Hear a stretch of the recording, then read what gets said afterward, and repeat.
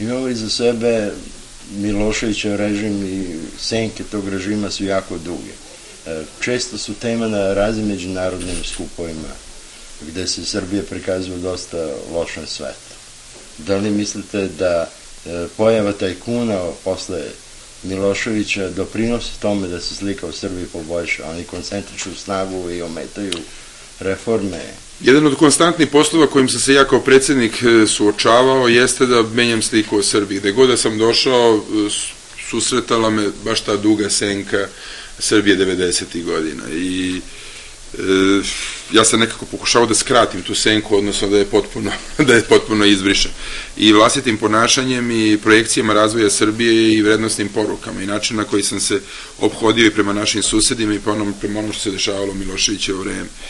Kada god sam ja upućivao izvinjenja drugima zbog toga što su neki u naše ime činili zločine, ja sam mislio na budućnost ove zemlje, mislio sam na jednu regionalnu stabilizaciju, makar znao da se to baš i ne sviđa mnogo mojim sunarodnicima, zato što oni naravno postavljaju pitanje ko se nama izvinjava za sve ono što smo mi doživjeli. U stvari, ogromne, možda i najveće žrtve svega ovo što se dešavalo jesu u stvari naši sunarodnici. Mi i danas trpimo, mi smo i danas delimično žrtve onoga što se dešavalo. Evo i danas se borimo za očuvanje integriteta Kosova i Metohije i pokušavamo da izlečimo greške naših prethodnika i sve činimo. U vreme kada je to nastajalo, ja bih mogao da kažem šta sam ja radio kada su bili ratovi. Ja sam bio profesor psihologije, učio sam decu jednoj nauci, učio sam mlade ljude popularizaciji nauke, kako da razmišljaju. A stvarnost je bila potpuno drugačija. Stvarnost je bila zastrašujuća, znate, dođem na posao, dobijem platu 2 marke u tadašnjem ekvivalentu, u tadašnjem iznosu u dinarima, završim posao, svoj 6. čas ili 7. čas tog dana, izađem s posla, plata mi je 1 marka. Za pola mi se smanjila plata tokom jednog radnog dana. Onda sam ja, to je bio trenutak kada sam ja stvarno rešio da počnem da se bavim politikom drugačije, da bi prosto počeo da menjam stvari. Ja sam rekao, ovo je potpuno nenormalno, ljudi. Ovo je nenormalno. Mislite vi sada počnete da radite i sada čitava vaša mesečna zarada se u toku jednog vašeg radnog dana surva na pola. Pošto su znao da to doživljavaju i svi ostali ljudi u našoj zemlji, onda hajde da pokušam da... Pa naravno, odlično ste ovo primetili, ne baš svi, i sad se vraćamo na pitanja tajkuna i veoma bogatih ljudi. Dakle, mi smo vjerojatno jedina zemlja u svetu u kojoj je sramota biti bogat, ali ne zbog toga što je to loše, nego zbog toga što su to uglavnom ljudi postojali na nekorektan i nepošten način.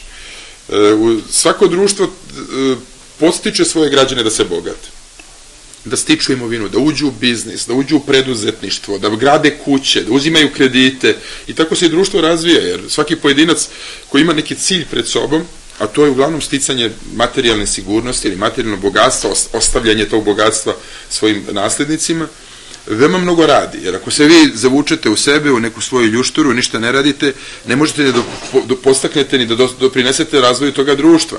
S druge strane, mi smo živjeli 90. godina u jednoj atmosferi gde su ljudi postajali bogati, vrlo dobro se zna na kakav način, time što su švercovali duvan, time što su švercovali naftu, time što su ubijali druge ljude, naravno, time što su dobijali kredite u uslovima svetskog rekorda inflacije, dakle rekorda koji nikad nije zabeležen u istoriji čovečanstva, pa neko dobije, na primjer u današnjim evrima, dobije 100.000 evra kredit da započne neki biznis, a vrati 50 evra kredit. Tako se to dešavalo. I to je sve bilo po zakonu, znate. I najstrašnije kad mi neko kaže da je iz tog vremena sve bilo po zakonu. Zato što je zakon bio tako postavljen da je vlast odlučivala o tome ko će biti bogat, ko će biti siromašan, ko će biti živ, ko će biti mrtav, kome će biti pravda, kome će biti nepravda. A nisu to odlučivale sudije, nisu odlučivali zakoni. I danas kao posljedicu toga imate i jedan veliki problem da ne možete da razdvojite ljude koji su se obogatili pljačkajući od ljudi koji su se obogatili svojim radom. Tako da ne možete razdvojiti profesore koji ne uzimaju korupciju od profesora koji uzimaju korupciju. Ne možete razvojiti lekare koji su koruptivni od lekara koji su čestiti. I sada najčestitiji ljudi koji su ginuli na svom poslu imaju problem kako da ubede običnog čoveka da su oni normalni, obični građani koji su radili svoj posao. Pa je tako i političari. Najlakše je reći, svi su političari isti, svi su lekari korumpirani, sve su sudije potplaćene, svi su poslovni ljudi, lopovi iz Miloševićevog vremena, što naravno nije istina. Ali je očigledna istina da neki jesu i lopovi, da neki jesu korumpirani i da zbog toga naše društvo naprosto ne može da ide napred. Evo ja danas gledam cene prehrambenih proizvoda, cene su više su nego u svim drugim zemljama u okruženju, kada je u pitanju dinamika. Poraste su prošle godine više u svim zemljama sem u Rumuniji, u okruženju. Zašto su porasli? Sad se postavlja pitanje, treba da vidimo da li postoji monopol u ovoj zemlji. Jedva čekam da nam stručnjaci konačno kažu da li postoji ili ne postoji taj monopol. Da li je to razlog zbog čega se cene prehrambenih namirnica podižu? Da li su marže veće? I hoću da o tome veoma ozbiljno raspravimo. Ali neću da raspravljamo o tome tako što ćemo da dobijemo jeftine političke poene, nego da vidimo šta kažu nadležne institucije, da poštujemo poredak stvari i da onda na kraju uvedemo osnovni red u jednu takvu oblast.